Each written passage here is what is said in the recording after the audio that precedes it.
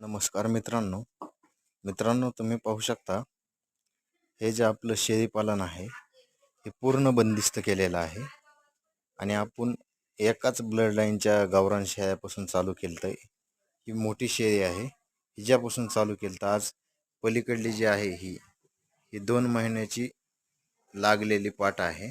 पाहू शकता क्वालिटी. आणि नंतर ना ह्या 2 पाटी आहेत. आता ह्या 5 महिन्याच्या पाटीत पाहू शकता चमक आणि क्वालिटी कशी आहे. हा बिटलचा बोकड आहे. आपण पाहू शकता कशा प्रकारे आहे. एक 3.5 महिन्याचा बोकड आहे. आपण ब्रीडरसाठी आणला होता.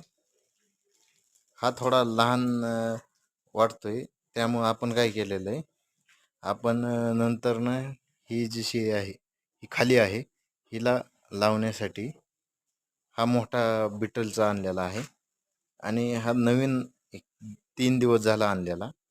त्यामुळे काय झालेलं आहे, हा अजून एवढा मिसळत नाही ह्याच्यामध्ये. त्यामुळं हे पाहू शकता हा पण बिटलचा बोकड आहे.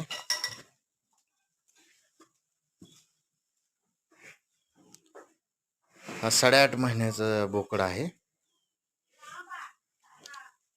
एक नवीन आणलेलं जो आपलं बोकड आहे, शेळी आहे किंवा पाट आहे, त्यांना कमीत कमी सेट व्हायला कमीत कमी